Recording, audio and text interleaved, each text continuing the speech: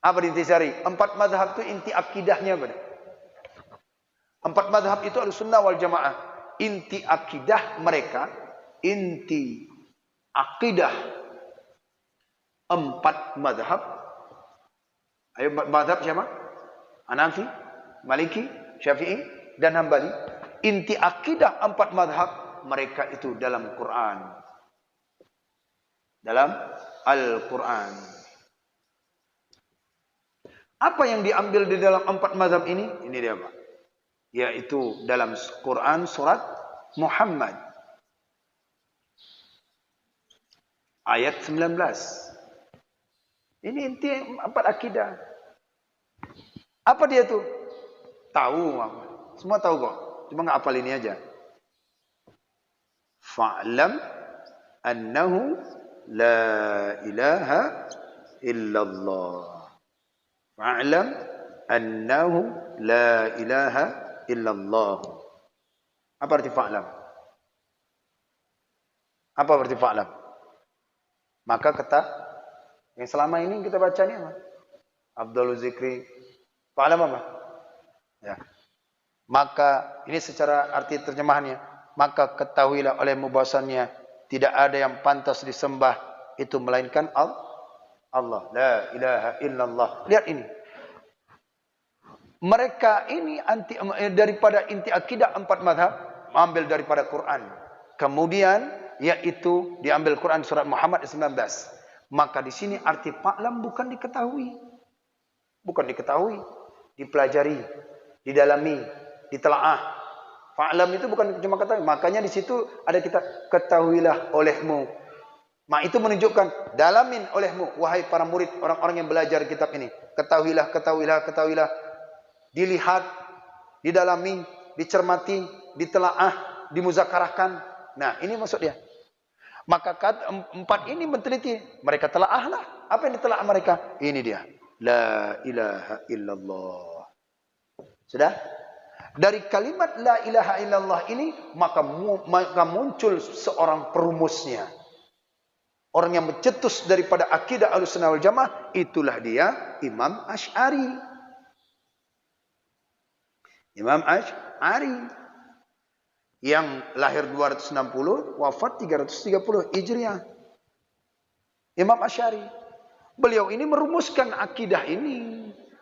Jadi jangan pula kenapa 4 mazhab ini tidak mengikut ke sini? Enggak nyambung ini, jauh nih kok. Ya kan? Nah, ini kenapa? Karena tidak tabayun. Mereka menyalahkan yang ini Imam Asy'ari. Lihat buka YouTube-nya tuh. Nah, menyalahkan daripada Imam Asy'ari. Mereka salahkan Imam Asy'ari, tapi dia yaitu tidak mengkaji kitab-kitabnya Imam Asy'ari. Al-Ibanah, Al-Aqidah. Bawa kaji. Jangan dikaji kitab-kitab kecil. Sanusi. Itu kan kitab orang awam. Nah, kenapa? Karena mereka tidak mendapatkan nur ilmu di sini. Paham ya? Kalau kita lah disuruh pahamkan la ilaha illallah, tak cukup. Baru waktu berbulan-bulan tak, belum sampai nur kita ke sana. Maka di situ kita butuh ulama. Lahir 2 ulama yang memahamkan, yang merumuskan sifat 20. Siapa dia? Imam Mansur Al-Maturidi.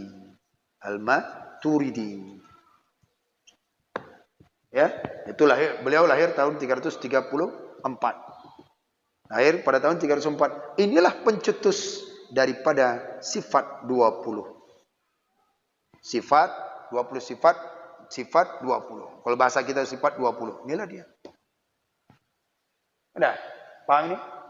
Makanya banyak yang menyalahkan ini karena tidak tabayun mengaji di dalamkan ini. Makanya menyalahkan. Seperti tadi Al-Halaj tadi menyalahkan orang Mu'tazilah, menyalahkan Al-Halaj karena tak paham tasawuf. Tasawuf dia tidak paham. Kenapa? Karena tidak paham yang ini. Di dalam hati mereka ini nur ini, dalam hati Imam 4 mazhab ini nur. Kita nggak sampai memahamkan la ilaha illallah. Paling artinya saja, tiada Tuhan selain Allah. Itu aja. Imam Asy'ari begitu. Diberikan oleh Allah hidayah. Yang katanya, dia itu kan daripada Mu'tazilah. Gurunya semasa kecil itu ayahnya, Syekh Ismail. ahli hadis mazhab Syafi'i. Kemudian wafat daripada ayahnya berguru kepada Imam As-Saji, Zakaria As-Saji, yaitu Asy-Syafi'i. Nah, ini guru imam dengan mazhab Syafi'i. Karena diobok-obok pikirannya, kemudian ibunya nikah sama, yaitu daripada dengan orang Mu'tazilah, anak Wasil bin Watta'. Itu ceritanya. Nah, jadi karena nggak paham pelajari kitab mereka ini, udahlah, sibuk orang. Jangan belajar sifat 20, jangan belajar. Nah, ini karena tidak tabayun. Nur itu tidak ada dalam hati mereka. Ya? Muncullah orang-orang yang membela, orang-orang yaitu mengungkapkan daripada perkataan-perkataan mereka. Ulama-ulama ini muncul. Siapa? Imam Baihaqi. Siapa lagi? Imam Baghdad, Al-Baghdad. Ulama-ulama besar lahir semua nih, banyak. Ulama-ulama besar.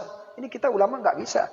Kita ulama bukan, ahli hadis bukan, ahli tafsir. Di bidang fikih, di bidang tasawuf, banyak mendukung, bahkan menyebarkan, yaitu apa yang dirumuskan oleh Imam Asy'ari dan Imam Maturidi, yaitu sifat 20. Nah, itu saja kita sudah belum selesaikan tauhid lagi. Paham ya? Oke. Insyaallah sesuatu apapun dalam ilmu-ilmu agama, apalagi ibu terima, bapak terima yang ada di WA, yang ada di medsos, jangan ditelan mentah-mentah. Maka tabayunkan dengan bertatap muka, dengan bertalaqi. Itu lebih mantap. Itu yang lebih dia, Pak. Jadi kalau misalnya bukalah coba. Dibuka di YouTube sekarang ini, medsos atau di YouTube. Bila kita ketik di situ Ahlus Sunnah wal Jamaah, Ahlus Sunnah, keluar enggak semua? Keluar semua enggak? Nah, keluar yang kita ketik, yang kita tekan, enterkan ini, Mas. Kira-kira yang keluar itu ilmu tidak? Ilmu enggak bawa? Jawabnya, ilmu tidak. Aduh, diam. Ilmu tidak nih? Ayo jawablah, saya bertanya nih. Ilmu enggak ya? Hah?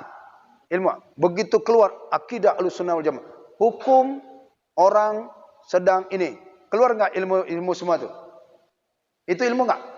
Bukan. Jadi apa yang Bapak ketik itu di dalam YouTube itu bukan ilmu, itu wacana namanya. Itu namanya wacana. Ilmu itu yang sudah masuk ke dalam kalbu, itu ilmu. Dibilangkan itu tadi apa katanya? Ahlussunnah wal Jamaah. Keluar semuanya. Oh, dipilihlah mana dipilih. Itu wacana.